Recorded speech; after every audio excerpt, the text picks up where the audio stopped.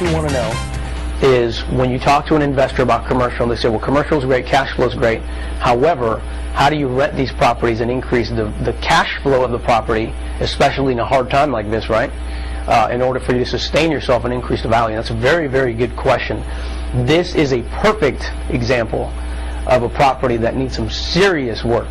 All right, this is a long-term project. But typically what you're doing with a property like this, you're talking about an undervalued, underperforming property, mainly because of mismanagement. That's really the key to most of the properties we work on. Either A, it's an out-of-the-country or out-of-state investor who really is not physically there or has a solid team in place, or it's a guy like the guy here who's trying to do it all himself and he's not doing much of anything. So in a situation like this, people would joke about this deal actually and say, well, what makes you think? I mean, you're 48% occupied. What makes you think you're going to lease this building up? And then we take them to the property and show them some of the huge errors that this particular owner has made, and then they say, oh my gosh, this guy's got to be nuts. Then you come back and say, well, what is this guy marketing for? You can even go in here. It's still $23 a square foot in the latest edition. You're trying to rent it at top dollar for a Class B office space when the market is $18, $19 a square foot.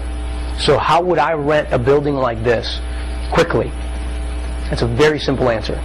I would start at $12 a square foot and beat even the Class C prices with what we call a sweetheart lease, which is year 1 is $12, year 2, $13, year 3, $15, year 4, we're at $18 a square foot. Now we're at market rent. From that point forward, it'll increase by inflation at 3%. So there's a lot of tactics that we do and we aggressively pursue.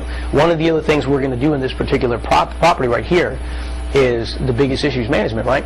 So what we're doing is we're hiring 2 different managers. One of them will be the on-site manager to make sure the property is kept up. The other one is our leasing agents. So the leasing agents will be aggressively bringing tenants in. And so there's a lot of different elements that you bring to the table. So a lot of times you sell them the concept first. When they bring those questions in, you bring them in and you show them an actual project, a memo, which we'll talk about in a few moments. And then from that point forward, you explain these kinds of examples. And next thing you know, the investor comes back and says, well, that makes sense. And then the key is be conservative. You know, I can sit here and say this guy, and I know guys who did that to us, and they owe us a lot of money because why? They couldn't produce anywhere near what they projected. So typically, if I think fair market value is 100 in a project, I might come back and say, let's talk 80. Even though I know it might be 100. Because I would rather prepare their mindset for a lower price so that if anything goes wrong, at the very least, we're still within schedule or we're still within the price points. So that's also another thing. And that's why I would tell an investor, we'd start at $12 a square foot. You know, you can go to some of these other ones, Quest building issue right there. You probably end up paying, if you had any of those floors, and that's a very old Class C building, you'd be at $15, $16 a square foot.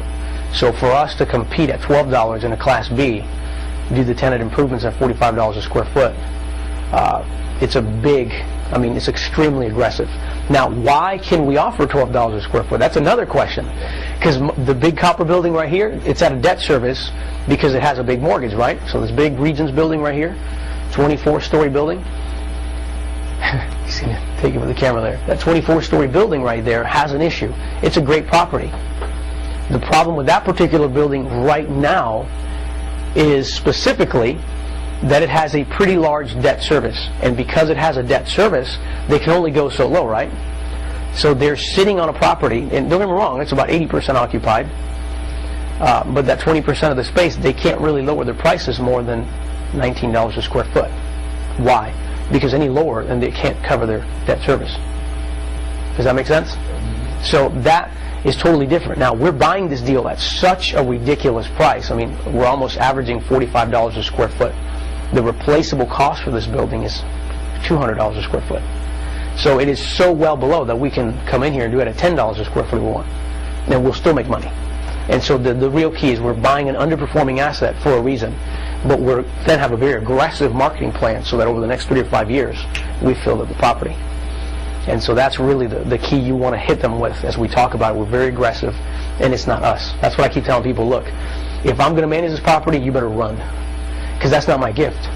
But my gift is I'm going to find the right property manager that's got a gift They're going to run this property, and we're going to hold them accountable, and we're going to make sure that every step of the way they're implementing the strategies that we direct them to. But they're the enforcer. They go out there and actually do it. They have the experience. Okay? So we're good with the product? All right, the very next thing that we want to talk about is create your credibility kit. Many times, most of these people that you've seen, if you go online, and Luis alluded to this earlier, when you're marketing out there in Craigslist or getting buyers to come into you, right, they respond. But if you were one of those guys and somebody responded to you, the first thing is, here's a deal I got, right? Buy this deal. Who are they? What have they done that makes you want to do business with them? I mean, for all you know, they're literally somewhere in China or somewhere in another country. You don't even know if they're actually here. So, when you start doing business like we've been doing it for a while, I'll get a tape of properties that we're actually making an offer on, and then a week later I'll get an email with that same exact tape that somehow got out there, but it's got markup fees, like insane prices. What is that? Is some guy got a third of something?